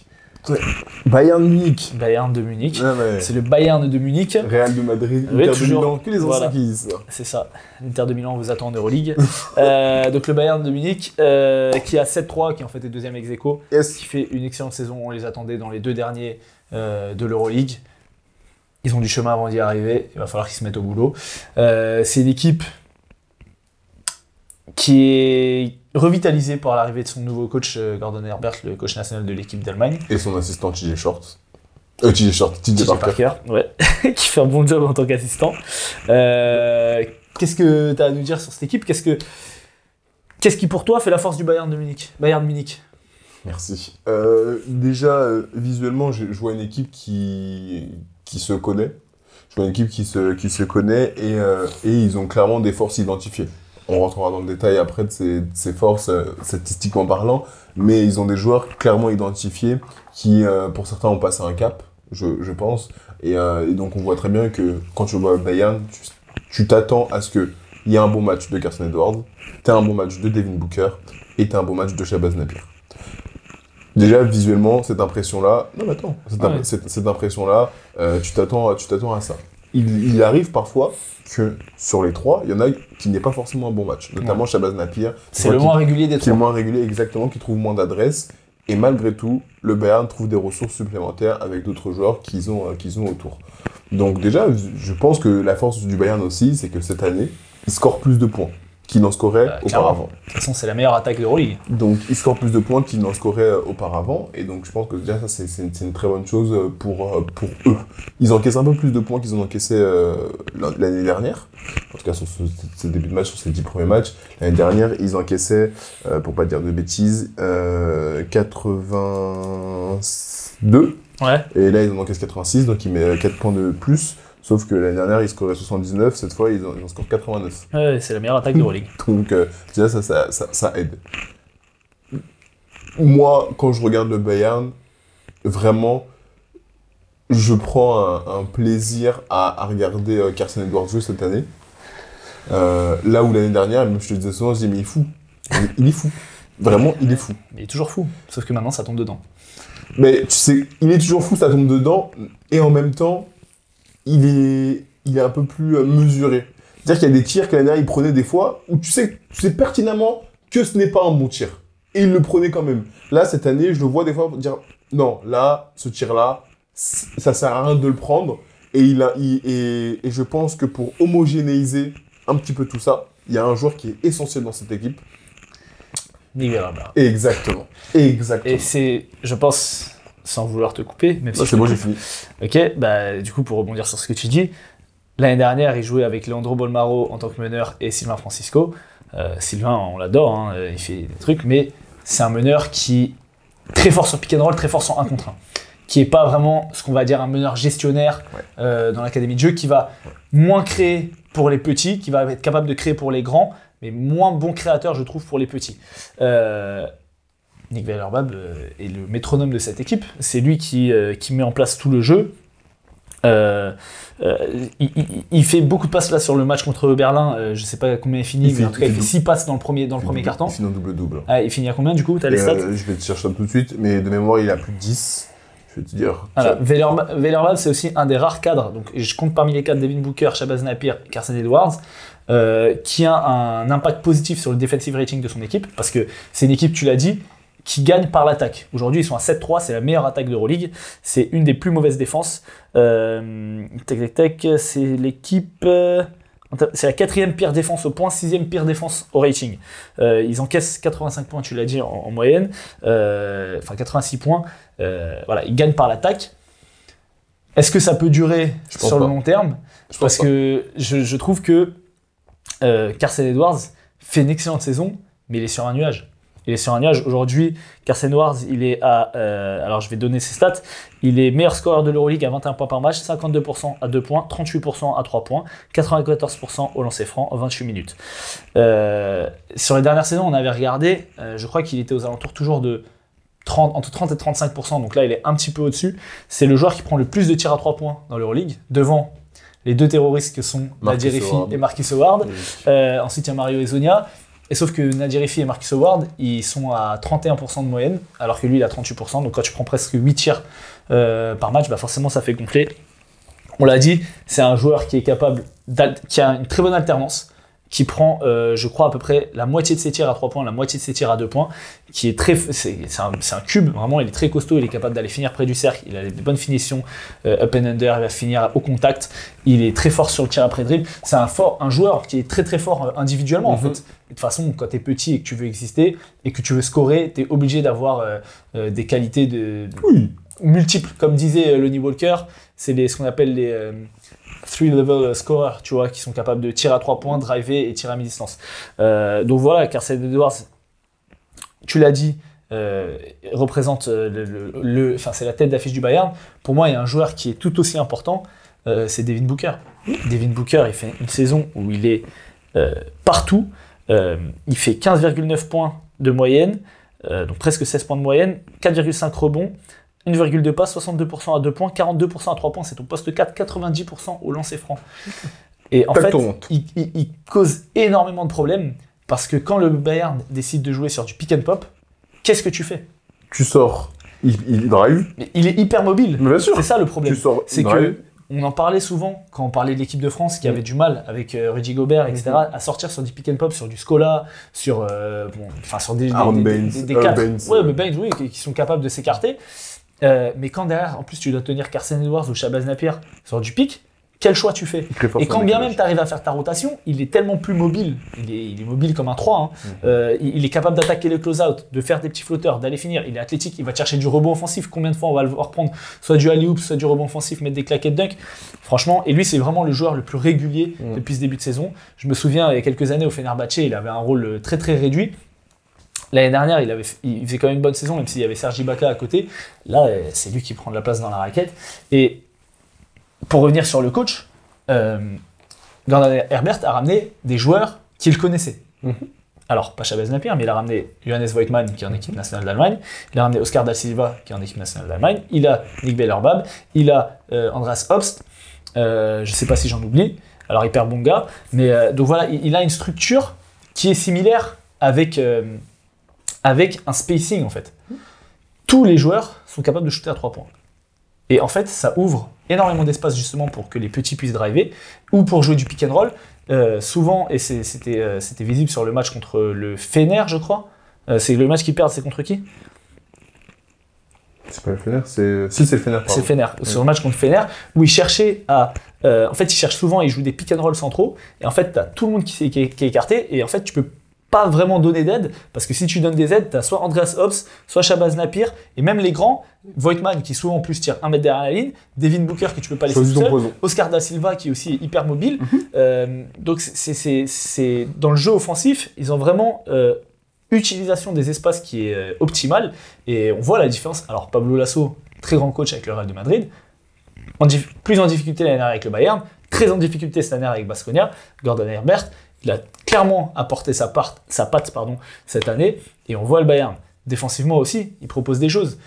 Souvent, ils font une genre de zone presse, et derrière, ils se remettent en zone 2-3, je crois, où ils font une match-up des fois. Et donc, ça fait chier, parce qu'en fait, comme je l'ai dit, tout le monde est mobile. Ils n'ont pas de vrai... Même Johannes Voigtmann, qui n'est pas le plus mobile des intérieurs, on l'a dit, c'est un des meilleurs passeurs, un des meilleurs grands passeurs. Il est quand même capable d'attaquer un close-out. Des fois, je le vois, le mec, il fait 2-16 et tout. Je le vois faire une feinte, mettre un dribble, aller chercher un flotteur. Défensivement, il pêche un peu plus. Mais de toute façon, on l'a dit, c'est pas une équipe qui va défendre. Ils vont compenser justement en essayant de faire des zones. Par contre, c'est une équipe qui va faire des interceptions et qui va avoir de la course, qui va jouer sur un pace très élevé. Est-ce que tu as d'autres choses? Moi, j'ai plein de trucs à dire, mais je ne veux pas monopoliser la parole. Non, mais pour revenir sur un peu ce que tu as pu dire, déjà, je suis d'accord que ils ont... Comment dire? Il y a des éléments centraux dans cette équipe. Devin Booker en fait partie, tu as raison. En fait, c'est un casse-tête à défendre, parce que quand tu le laisses tirer, il te sanctionne. Si tu sors fort, il est en capacité de poser un dribble et de te monter dessus très facilement. En même temps, tu as Nicolas Bab sur le dernier match contre Berlin, il fait 11 passes, il fait 12 et 11. 12 points, 11 passes. Il est vraiment à la c'est le meilleur passeur de l'équipe, à 4,8 passes de moyenne. Ouais. Et c'est aussi le deuxième meilleur rebondeur de l'équippe, derrière Voigtmann, avec 4,9 rebonds. C'est ton meneur de jeu. Donc tu vois à quel point il remplit des cases. Carson Edwards, l'année dernière, c'est 11 points et demi de moyenne. Là, ça fait 10 matchs, il est à 21,5. 10 points de plus. Moi, je t'avais dit, je le vois pas finir sous les 20. Et là, il est en train de monter. Il était à 19, il monte à 20, là, il monte de plus en plus. On verra bien en fonction des match-ups qu'il aura. Mais on voit bien que cette équipe, elle a trouvé son trio, elle a trouvé sa façon de jouer, elle a trouvé son identité de jeu. Je suis d'accord qu'ils sont plus tournés sur l'attaque plus que la défense, mais ils sont pas non plus catastrophiques, ils sont quand même en capacité de proposer des choses. Là, sur les prochains matchs, je regardais un petit peu le calendrier, ils vont à l'Étoile Rouge, ils vont à l'Efes et à Baskonia. On n'est pas à l'abri qu'ils fassent 2 sur 3, quoi. Ou 3 sur 3. Ou 3 sur 3. L'Étoile Rouge, c'est parce que c'était en début de saison. Non, complètement. Les fesses, on a dit, on s'attend pas à des merveilles. Et Baskonia, j'en parle pas. Ils sont dramatiques. Donc pour moi, ils peuvent faire 3 sur 3. On n'est pas à l'abri de ça, tu vois. C'est que à l'extérieur, là, les 3 Non, je crois qu'ils reçoivent... Parce qu'à domicile, je crois pas qu'ils ont perdu. Non, ils sont à 5-0. Et ils sont à 5-0. Ils marquent 96 points de moyenne à domicile, 80 à l'extérieur. Aussi, c'est une équipe qui ne rate pas le lancer franc. C'est la meilleure équipe de l'Euroleague au lancer franc, avec 86%, on l'a dit. Tous les grands sont capables de shooter. Il y a personne qui... Le mec qui est moins adroit, enfin un des mecs les moins adroits, c'est Andreas Obst. on en parlait justement la dernière fois sur les shooters c'est un autre exercice de tir au lancer franc. Le gars est un sniper et il est à 66% je crois au lancer franc. Voilà, on va dire de bêtises. Ils reçoivent le Barça le 22 et après ils vont à l'Étoile Rouge, ils vont à l'Efes et ils reçoivent Baskonia. Mais réception du Barça. Donc t'as 4 matchs. T'es invaincu. T'as 4 matchs que tu peux en sortir à 4-0, mais au minimum à 3-1. Ouais, c'est ça. Et franchement, ce serait très bien dans leur dynamique. Voilà. Après, c'est une équipe qui, pour moi, s'ils veulent maintenir ça, il va falloir qu'ils fassent des progrès défensivement. C'est une équipe qui provoque quand même beaucoup de pertes de balles. C'est la deuxième équipe qui provoque le plus de pertes de balles, à 13,4, qui est troisième aux interceptions, 7,4. Donc ça leur donne du jeu rapide, justement ce qu'on a dit. Et ils ont tellement de qualité individuelle offensivement et ils jouent avec un tel pace. C'est le deuxième pace de l'Euroleague derrière Berlin. Bon, Berlin, ils jouent vite, mais parce que c'est n'importe quoi. J'ai regardé Bayern Berlin. C'était quoi ? Un tir, Spaniolo il montait la balle, il s'arrêtait, il tirait. Heureusement il mettait tout, mais c'était n'importe quoi. Genre, c'était vraiment n'importe quoi. Et d'ailleurs, ça s'est fini à plus de 100 points. Enfin, le Bayern mettait, mais le Berlin n'a pas fini. Mais tu vois, c'est des matchs, même Berlin, quand il gagne contre Milan, ça se finit à 105, 104. Ouais, voilà. Donc c'est des équipes qui jouent très très vite. Et c'est l'équipe c'est la deuxième équipe qui prend le plus de tirs à 3 points par match. Ouais, c'est ça. Ils sont à 30,4. Tu sais c'est laquelle la première équipe qui prend le plus de tirs à 3 points ? Tu vas pas deviner. J'étais étonné. Vas-y. Bah, dis-moi, si tu dois deviner, donne-moi 3 équipes qui finissent, qui pour toi tirent le plus à 3 points. Baskonia. Ils sont pas dedans ? C'est pas le premier. Ok. Baskonia. Qui tire beaucoup ? Le Fener. Ouais, c'est pas les premiers. D'accord. Et là, comme ça, visuellement, le Real quand même, parce que vas-y, les Zonia, il fait qu'envoyer. Le Real. Mais ouais, le Real, l'équipe qui tire le plus à 3 points, donc à 30,5. Sauf que le Real. Ils mettent pas quoi. Ils mettent pas. C'est normal. Donc, ils ont pas un super pourcentage. Le Bayern, ils tirent à 36,8, donc ils sont 9e, ils sont pile au milieu. D'accord. Et comme ils ont le plus gros volume, bah, ça compense. Donc en fait, ils scorent beaucoup sur ça. Et en plus, à domicile, ils tirent à 41%. 4e d'Euroleague, on l'a dit, le Fener l'année dernière qui était plus de 40%, c'était une arme énorme. Donc voilà. C'est aussi l'équipe qui a la deuxième plus faible tentative, nombre de tentatives à 2 points. Donc c'est l'équipe qui arrose vraiment. 3 pour rien. Mais c'est l'équipe qui a le deuxième meilleur pourcentage à 2 points. Ils tirent à 60%. Donc en fait, ils sont hyper efficaces. Offensivement, franchement, c'est ce que je dis. Ils ont tiré la quintessence de ce qu'ils peuvent faire, tu vois. Ils ont de l'adresse à 3 points. Enfin, ils ont une adresse correcte, mais ils ont beaucoup de volume. À 2 points, ils sont hyper efficaces. Les formes de jeu font en sorte que soit tu as du jeu rapide, soit tu n'as pas d'aide défensive. Donc il y a beaucoup de situations où on voit Weilerwald qui trouve ses grands pour des rolls, pour des dunks faciles. Donc voilà, c'est une équipe qui est hyper up-tempo, on l'a dit. Et maintenant, pour moi, ce serait intéressant qu'ils arrivent à apporter d'autres choses défensivement. Surtout les leaders, parce qu'en fait, c'est eux qui sont le plus longtemps sur le terrain. Et justement, en allant sur tes leaders, surtout, je vais en attendre un peu plus de la part, on en parlait de 3 gros mecs, notamment donc Devin Booker, Carson Edwards et Shabazz Napier. Pour moi, c'est Shabazz Napier qui doit trouver un peu plus de régularité. Sur le premier match de la saison, il fait 25. Après, contre Pana, il fait 8. Contre Partizan, il fait 10. Contre Paris, il fait 27. Contre Olympiakos, il fait 10. Contre Bologne, il fait 16. Contre Lasvel, il fait 12. Contre Kaunas, il fait 7. Contre Fener, il fait 3. Contre Berlin, il fait 10. Voilà. C'est pas possible. En fait, c'est trop up and down. C'est pas possible. Et si tu regardes les stats sur la saison, il a pas des mauvais stats. Non. Il a 12,8 points, 55% à 2 points, 42% à 3 points, 97% lancé. C'est très bien. Mais le truc, c'est que voilà, des fois c'est très haut. Tu peux mettre à 27 très, et après être à 6. Voilà. C'est pas possible. Il faut qu'il arrive à trouver un petit peu de la régularité, de la consistance en fait. Ouais, c'est ça, de la régularité. C'est un des joueurs qui a un bon impact défensif sur le defensive rating de son équipe, étonnamment. Par contre, c'est un joueur qui a une très bonne tenue de balle, qui est fort, censé être fort en 1 contre 1, fort passeur. Et qui fait encore beaucoup de pertes de balles par rapport aux passes qu'il fait. Il fait 2,7 passes et il fait 1,8 pertes de balles. Donc le ratio est pas bon, sachant que tu joues meneur de jeu, t'es pas un vrai 2, puisque clairement le poste 2 dans cette équipe, c'est Carson Edwards. Oui. Donc pour moi, il faut qu'ils progressent sur ça. Après, le Bayern, s'ils arrivent à défendre un peu mieux avec les cadres, parce qu'il y a des joueurs qui ont des bons impacts défensifs, Elias Harris, Oscar Da Silva, je l'ai dit, Weilerbab, Shabazz Napier aussi, mais Carson Edwards, il a de la dynamite dans les jambes. au bout d'un moment, je pense aussi que c'est une question de volonté, de vouloir se mettre un petit peu sortir les doigts pour qu'en défense, on arrive à proposer quelque chose. Et voilà, Gordon Herbert a un très bon schéma défensif, en alternance avec de la zone, de la match-up, de la zone presse et tout, qui ralentit les équipes adverses. J'attends de voir quelle va être la progression, quelle va être la progression sur ça. T'as d'autres choses à dire sur le Bayern de Munich ? Je n'ai rien à dire sur le Bayern de Munich. Non, c'est une équipe sur ce début de saison, après ces 10 premiers matchs, on peut faire un petit peu un bilan. Une équipe qui a 7-3, qui fait plaisir à voir jouer. On attend de voir ce que ça donnait. On a dit que là, sur les 4 prochains matchs, ils ont quelques échéances, avec le Barça notamment, mais que ce soit l'Étoile Rouge, les Fesses ou Baskonia, c'est des matchs qu'ils peuvent prendre. Donc, on verra d'ici là, mais en tout cas, ils font plaisir. Kirsten Edwards a trouvé de la maturité et il a passé un vrai cap. Donc, Ah oui, et je tiens à préciser qu'il joue sans Vladimir Lucic, qui est quand même aussi un des cadres de l'équipe, qui peut apporter de la stabilité défensive, qui peut apporter du spacing, qui peut apporter du post-up.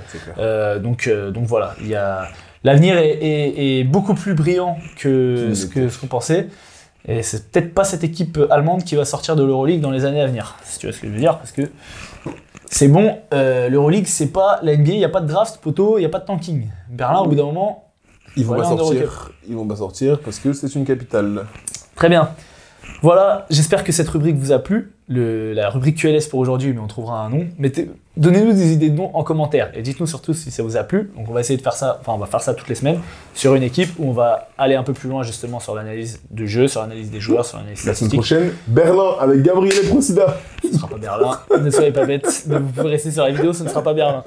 Tu veux que personne regarde la semaine prochaine ou pas Donc voilà, on passe comme d'hab sur les dernières rubriques, les tops et les flops. C'est parti pour les tops et les flops.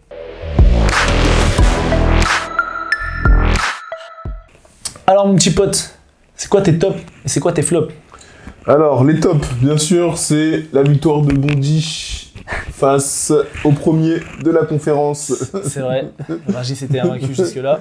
Oh, ouais, mais mes tops... On verra la semaine prochaine si tu donnes les mêmes tops. On va dire... Non, blague à part, bien sûr, soyez pas bêtes. Mais qu'est-ce qui s'est passé? On les a chicotés. Bien sûr que c'est Paris Basket dans mes tops. Bien entendu qu'ils sont dans mes tops. Ouais, je les ai pas mis parce que si je les mets plus de 2 semaines d'affilée, c'est bon. Je les attends. Je vais même les mettre 9 semaines d'affilée s'il le faut. Au bout d'un moment, ne boudons pas notre plaisir. On a du basket européen, on a de l'Euroleague à l'Adidas Arena. Il faut y aller vraiment. La salle, elle est magnifique, elle est archi gang. Et en plus, le Paris Basket joue un jeu qui est splendide. Arrête de splendide, ils jouent un jeu qui est bien et ils gagnent des matchs. Ouais, mais en tout cas, c'est hyper spectaculaire. C'est hyper spectaculaire. Avec TJ Short et Nadia Rifi, c'est hyper spectaculaire. On se régale. Donc Paris Basket en top. Okay. J'ai Théo Malédon dans mes tops parce que même s'il a perdu un match, le niveau... Moi, j'espère juste que, comme la semaine dernière, tu mets des mecs dans tes tops et dans ton 5 parce que t'as vu... Tranquille. Sinon, il va y avoir Haja. Voilà. Théo Malédon, merci pour la semaine. En patron, en leader de cette équipe, peut-être futur patron de l'équipe de France, on verra ça un peu plus tard. Et en top, j'ai les Victor fesses. Wembanyama en équipe de France, Il y a qu'un patron. Bah, quand tu dis le patron, c'est... Oui, c'est en tant que, numéro 1, le franchise player. Non, en tant que futur patron de l'équipe de France. Comme à l'époque où il y avait Tony Parker et Boris Dio, enfin... Bah, Boris Dio, tu dirais que c'était un patron de l'équipe de France? Bah oui. Non, c'était un cadre. Mais le patron de l'équipe de France... C'était Tony Parker, mais en fait, voilà. Oui, dans le sens cadre. Oui, oui, le futur cadre de l'équipe de France, ça me va.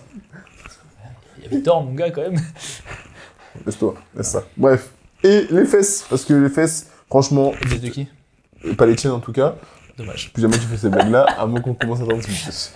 Victoire du Real, victoire de Baskonia. Victoire au Real, je me disais, victoire à comment ça, Baskonia. victoire du Real Victoire au Real, victoire à Baskonia. Les fesses, fait une bonne semaine avec un bon Vincent Poirier. Très content de le retrouver avec un Elijah Bryant, comme on l'a dit, très haut.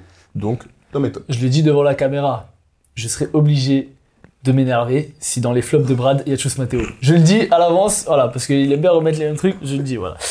Je donne mes tops. Vas-y. Je donne mes tops. Isaiah Cordigné. Ouais. Franchement, même si Bologne est dans le trou, Isaiah, il me fait kiffer. C'est vrai. Là, il fait encore 7 passes sur le dernier match. Oui. À la création, défensivement, 16 je crois. au scoring, il a vraiment passé un cap. Et clairement, justement, il y avait des rumeurs qu'il envoyait au Real. Mais Luca Banchi a dit que c'était mort, il était au cœur du projet. Et donc voilà, ça fait plaisir de voir, comme je lui avais dit pendant l'interview, que son expérience aux Jeux Olympiques lui a fait vraiment passer un cap. 18-7. Donc vraiment pas mal. En autre top, j'ai Carson Edwards. On en a parlé en long, en large et en travers, donc je ne vais pas revenir dessus. Mais voilà, il fait encore une grosse semaine à 24 et 25 points, je crois, sur les 2 matchs.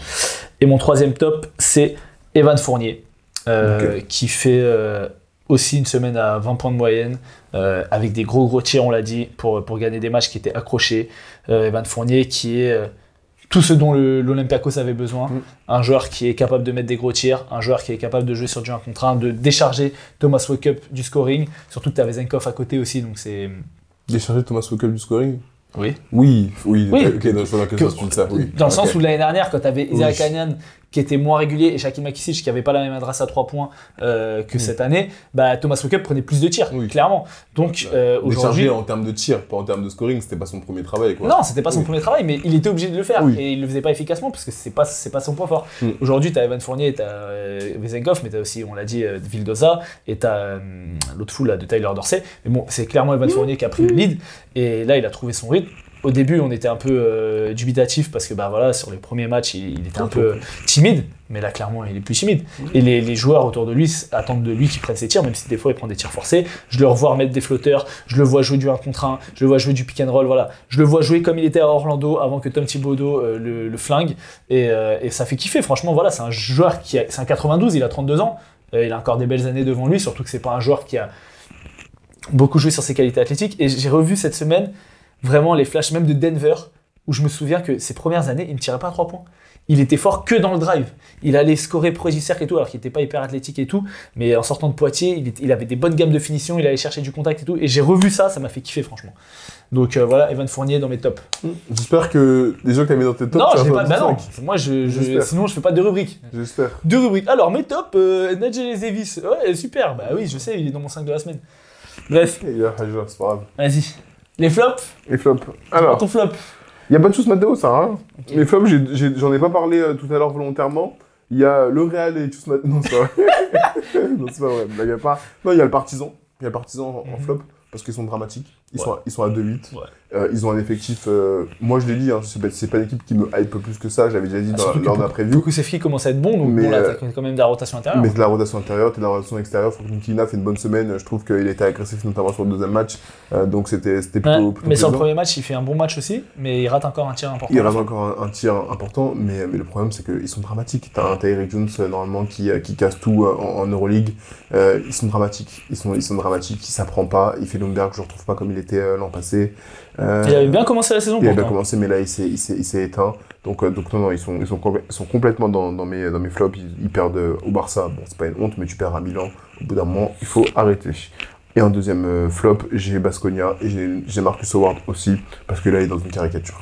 Il est dans une caricature et c'est un joueur qui, moi, quand je regarde Baskonia, qui me fait kiffer. Je regarde pour ce qu'il va faire parce que je me dis, il va faire ça. Et après, ça tombe dedans. Donc, on dirait que Pablo Lasso, il arrive pas avec les pétards ambulants. Il arrive pas du tout. Et surtout que là, il est dans une caricature parce que Marcus Howard est un très fort shooter à 3 points. On le sait, il peut mettre des tirs de n'importe où et n'importe quelle position. Mais il est aussi en capacité des fois d'alterner. Et il nous l'a montré l'an passé, d'avoir des fois quand ça sortait fort sur lui, poser 1 ou 2 dribbles, chercher du flotteur, chercher des lay-ups des fois un peu plus contestés, etc. Il a ça dans son jeu. Et là, je le vois pas faire ça. Là, je le vois envoyer. Ah, j'ai raté, envoyer encore. Alors, on sait très bien que c'est aussi dans son caractère et qu'il n'a pas de conscience. Mais là, c'est la caricature du jeu. Et du coup, Baskonia ne fait que perdre. Je ne retrouve pas Chelsea, comme on l'a pu le retrouver l'année dernière à Lasvel. Il avait fait un bon début de saison et là je le trouve un peu plus timide. Que Shima Moneke qui est un peu au niveau ces dernières semaines. Voilà, après la perte de Cody Miller-McIntyre, elle joue. Si Trent Forrest s'en sort pas mal, mais voilà. C'est pas la même chose. T'as Sedekarskis, pardon, leur a manqué un petit peu aussi, mais voilà, Baskonia. Ouais, alors, juste pour tempérer, j'ai mis Marcus Howard dans les flops aussi. Je me souviens que l'année dernière, sur le début de saison, on l'a toujours mis dans les flops. Oui. Et puis après, il a dit bon, poteau.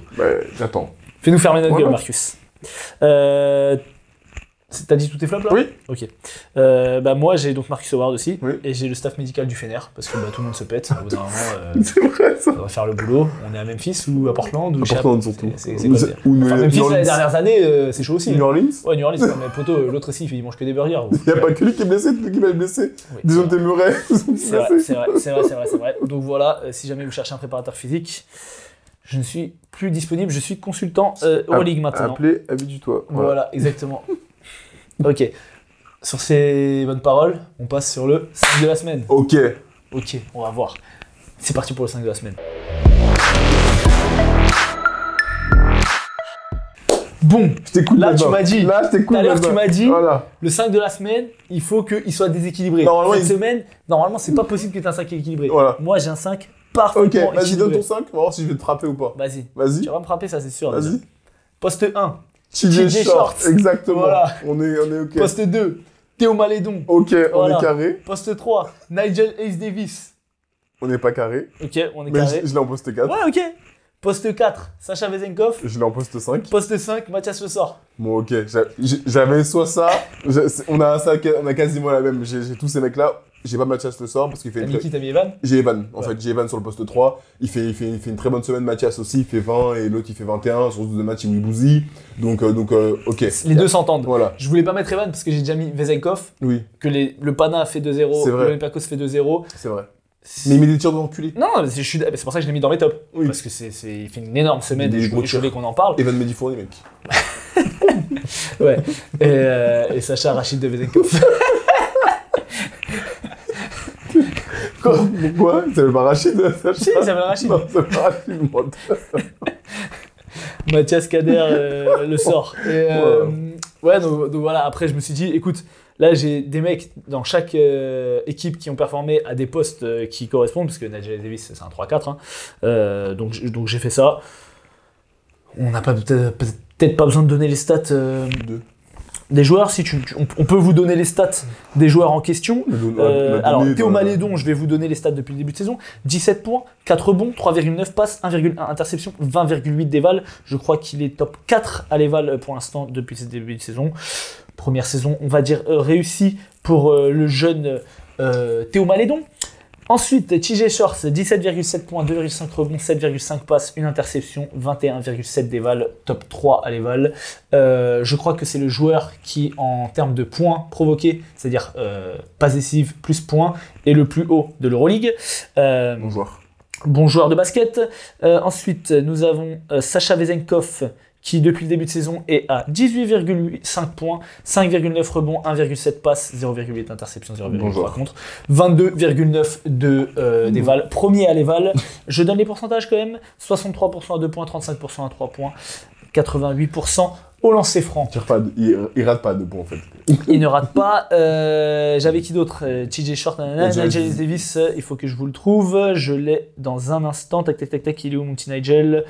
Merci de m'aider. Il n'est pas au Bayern en tout cas. Ouais, mais il jouait contre le Bayern, donc c'est bon que je l'ai trouvé. 17,5 points, 5,3 rebonds, une interception, 18 d'éval, correct. 50% à 2 points et 46,6 à 3 points. C'est ridicule. 86% au lancer. Sur 5,8 tentatives à 3 points, il en met presque 1 sur 2, c'est plutôt pas mal. Voilà. Et donc Mathias Le Sort, qui est aussi un bon joueur. Il va être 70% à 2 points. Ouais, et en éval, il est très haut. Putain, non, pas Justin Bean. Pas Justin Bean. Tu vois, on parle de joueur de basket. T'es pas préparé. Justin Bean, il a fait 34 d'éval contre l'Asvel. Oui. Il a fait un gros match. Il a fait un gros match. Ah ouais, Mathias. Ah ouais, Le Sort, tu sais pas écrire. Hein. Non, c'est un peu difficile pour moi, tu vois. Mathias Le Sort, du coup, 14,2 points, 6,9 rebonds, 1,3 passes, 1,1 interception, 20,2 d'éval, pareil, top 5 à l'éval, 78% à 2 points. Correct. Bon, après, tu me dirais, il met des trucs près du cercle, mais il a beaucoup progressé près du cercle. Sur le hook, là, surtout sur le deuxième match, il a fait que du post-up, finition main gauche, etc. 56% au lancer, ça c'est un peu compliqué. 0,2 à 3 points. Franchement, tu peux progresser sur cette stat, je pense. Voilà, plutôt correct. Un 5 plutôt pas mal. Non, ça va. Tu veux que je donne les stats de Evan Fournier sur le début de saison ? Non, merci. Non, ok. Je vais quand même les donner. Voilà, parce que, on pose pas la question. Parce que moi, je suis un mec qui va au bout des choses, si tu vois ce que je veux dire. Il est à... Qu'est-ce qu'il y a ? Putain, t'es bizarre. Pourquoi je suis bizarre ? Je vais au bout des choses. Je vais au bout des choses, mec. Ouais, au bout des choses. Il est à 14 points, 2 rebonds, 1,3 passes, bon, c'est 10 d'éval. Mais moi, ce qui m'intéresse surtout, donc les pourcentages, il est à 51,9 à 2 points, 40% à 3 points, 80% au lancer. Donc il a bien remonté par rapport à ce qu'il faisait avant. Et j'aimerais juste sortir quand même les stats avec votre permission, si vous me laissez quelques instants, On les stats te laisse. sur les 5 derniers matchs de Evan Fournier. Il est à 18,9,9 points. Je l'ai pas dit tout à l'heure. Si. Non, c'était qui? Si. C'est Evan Fournier que j'ai dit? dit. Sur les 5 derniers Sur les matchs? 5 matchs, de la 6ème journée à la 10ème journée, il est à 18,9. Ok, bah je le dis pas alors.